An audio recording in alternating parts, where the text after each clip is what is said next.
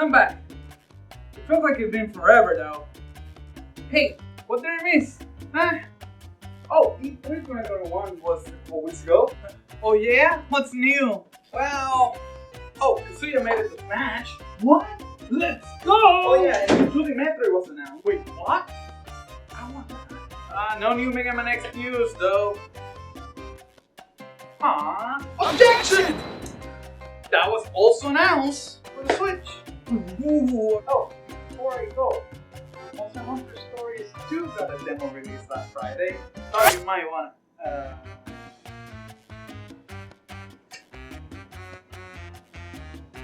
How did you get out?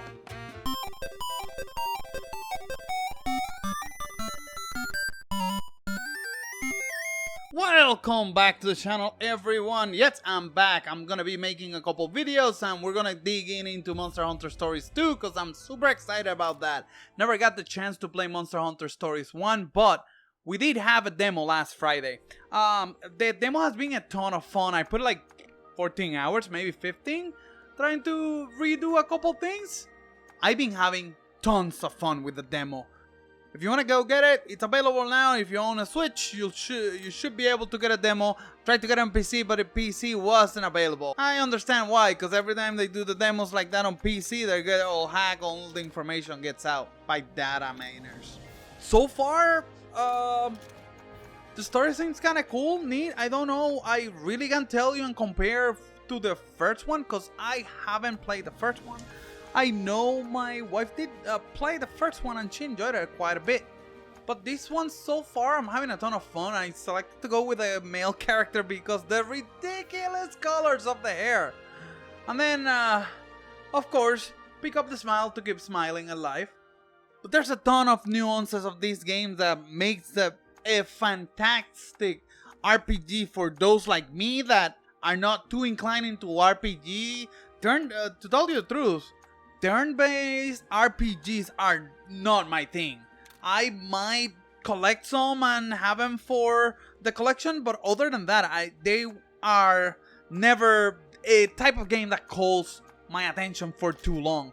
Yes, I love this guy, yeah, because he has a ton of charm, but to tell you the truth, I never played it through completely. The same with the other Phantom Braves and other games like of this genre. It's hard for me to keep going just because the interest dwindles so fast. Again, it's just I came from a fighting game background, so most of the games I used to play were fighting games, and that's what interested me most of the time. But I gotta say, Stories 2 has done a beautiful job on keeping me entertained and keeping me engaged on a way that I'm enjoying the grind. And that's mostly because the grind, when I have to grind, it doesn't feel that hard because you have options. You got a ton of things that they included to make your life easier. Later on, when if you're overpowered for the fight you're picking up, you can easily press the 2 triggers and finish the battle in one turn without even selecting anything else. It's automatic battle, makes it super fast when you're trying to get other characters on your team to level up, because you're going and collecting other stuff around. Easy pickings, you go to get some extra experience, and that's fantastic. I love that feature.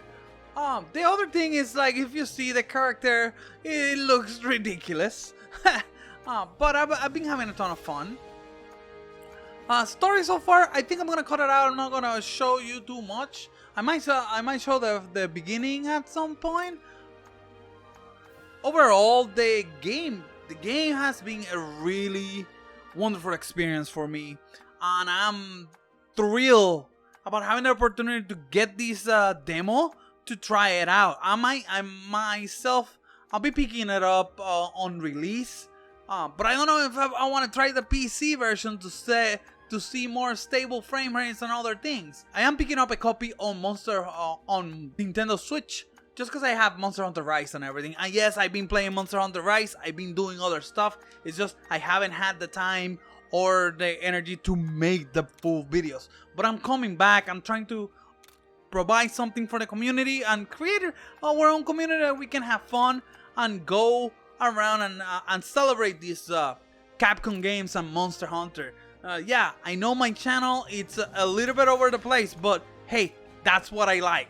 I like 2D game, I like 2D side-scroller games a lot. So the announcement of Metroid Dread was like Christmas for me. I love having a new 2D Metroid. I even went and took a little bit time to play Zero Missions and what was the other one? Super Metroid. I replayed a little bit of Super Metroid. I don't have any footage of that, but I might try to do it again. And then the other one I played was Metroid Zero like Fusion. So fun games overall. I just had a mismatch experience because the hardware I have available wasn't helping me. But that's that doesn't tell the game, because I remember playing it on the original hardware at one point, and they were fantastic games. But we'll talk about that on another time. Over here, it's the main course. It is gonna be Monster Hunter Stories 2. I'm gonna probably try to figure out what I can do for content for this game, but I am definitely trying to be supporting myself a little bit with the Monster Hunter Rise, because I truly enjoy this game, and there's no other nuances, there's no other things to go. I mean, I like Monster Hunter in general. It's a great franchise. You go hunt, create, it has a fantastic loop, and it just keeps you super involved. The one thing I noticed on Stories is that I didn't know this. The Speedy is a lot more simplified. You just go buy a armor and it's the full armor set. You don't mix and match. I don't know if that's a thing for the future, but you have an armor set, you have your talisman and your weapons. The thing that I really do like is the options to carry 3 weapons with you. So when you're on battle, you have the ability to switch your weapons to fit the damage you need to do. There's 6 weapons total, starting from the Great Sword, Sword and Shield, Hammer, and Hunting Horns, and then we have the bows and the gunlance. Those 6 weapons has their own categories. So the Sword and Shield and the Great Sword do the same type of damage, which is big sword damage, and then you get piercing damage from the bow and the gunlance out of all, and you also got blunt damage from the Hunting Horn and the hammers. I am in love with the bow and the gunlance. They are both piercing damage, and they're very different because everything is turn-based right now, but I'm in love with them. The gunlance main thing is that you have shelling. You have shells that you need to attack to reload per turn. You get 1 to 2 shells per turn depending on what you do. Mostly you get 1, and you get bonuses depending on your kingship and how you fight with your monstie. But other than that, most of the time you're gonna get 1. And after you get the shells you need, you can actually use it to shell. They don't. This way doesn't use the kinship, the kinship energy, but it does use your shells. And you have attacks like Winston Cannon and Burst Fire available for you depending on the shells you have available on your gunlance, which makes it really fun. This game does work a lot. If you're new to it, like me, because I didn't play the other one, does work a lot on a system of rock, paper, scissors, meaning that one beats the other one beats the third one, and then goes around. It's power, technical, and speed. I think power beats technical, technical beats speed, and speed beats power. And that's how it goes around. Every monster has their own attacks. They can have more than one style attack too. For example, the Bufango I've been using, it has the latest one. It has a speed attack, and it has a power attack. Also, they do have their own technical attacks that you might not be able to select, because on this game it's not like Pokemon or anything else that you actually throw it out and manage it. No, this game, the monsters, their AI is their AI. These monsters are out of control. The only one you control is your own self. And then you might be able, if you have kinship, you might be able to give some instructions to your current monster. But other than that, there's no guarantee that you will always be able to do your instructions. But back to the Gunlands, actually. On the Gunlands, you can every special attack, including the shelling, the warming stake, and the burst fire, comes on a variation of one of those type of attacks. Of course, there's a power, there's a speed, and there's a shelling, all available to you. There's other things that you can do, like shear, to get boost on an attack up, and depending on the weapon, you can do other things. For example, when you switch to the bow has its own mechanics, and one of the mechanics is the bow is charging. Charging does cost a turn, and there's nothing to do about that. You have to set up, okay, this is what I'm gonna do. I'm gonna charge now for the next one. So you have to plan ahead, and it's kind of fun. It actually puts a layer of difficulty and thinking a little bit on that you might want to consider. In addition, this game actually lets you carry up to 5 monsters with you. It seems like it's able to do 6, but it's not completely open. So right now I'm just seeing 5, I think. I don't know if we're gonna ever be able to do 6, but it seems to have the space for it. Regardless of that, you can carry 5 monsters with you, and on the battle you can quick switching them, and it doesn't cost you a turn, which is great, because then you can switch it, and you have an AI companion that not all the time is the greatest, but that gives them a chance to rethink what they're doing. So with that, you get better chances of them picking up something that it might help you or your monster against the monster you're fighting. The demo itself seems to be locked down up to level 11. So I don't know if it's gonna be like Monster Hunter, that after you get the demo you're gonna unlock more ranks and everything. I believe the old one, since I heard it from my wife when she played, I believe the old one has a low rank and a high rank too, because that's traditional Monster Hunter. But I don't know how this one is gonna work. It's probably gonna be the same, but we'll see. Apparently there is a ton of monsters to available for you to ride. I'm on of course that's the whole idea. But I don't know how many right now. It appears to be a total of 81, because that's how many they are on the monster. But anyways, that's things to discover when the game comes out. We'll sit down, we'll discover, we'll check what it is. So far, I'm having a ton of fun. I did got a Pookie and supported a Pookie armor for a little bit, because it's just fun.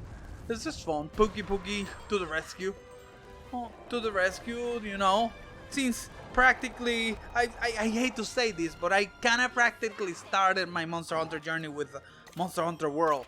Believe it or not, even though I had the games, I had Monster Hunter 1 since 2004, and I had Freedom 1 and Freedom 2, and I bought a copy of Generations when it came out, but I never put the time on those, especially because they were the portable consoles.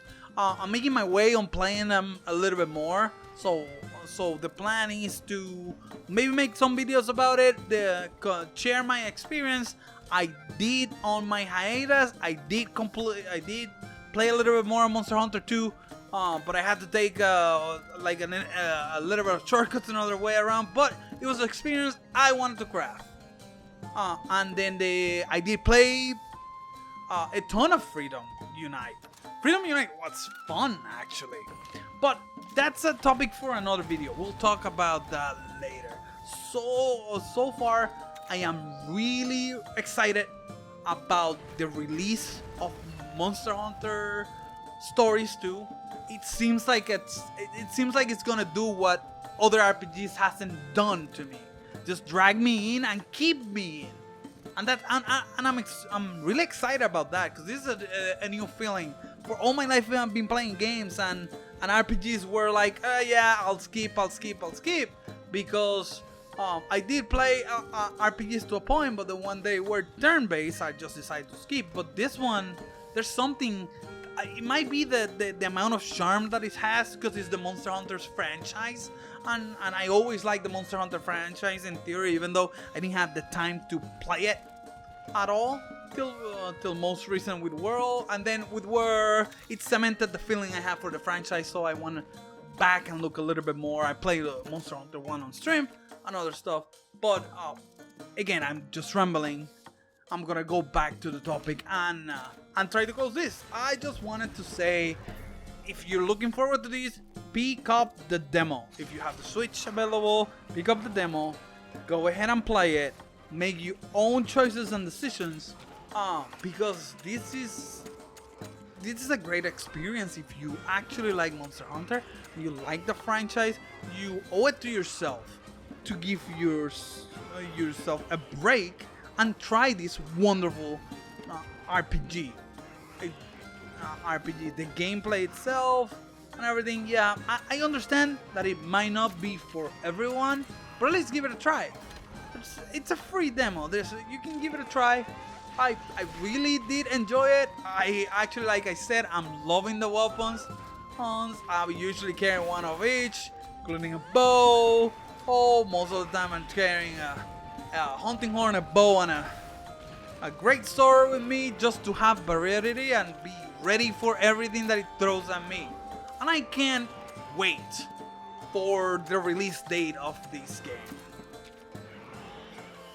Yeah, like I said before, I can't wait for the release date of this game for July 9th. July 9th is gonna be it's gonna be a great day to be a hunter again. And not to say, Rise has been a wonderful experience.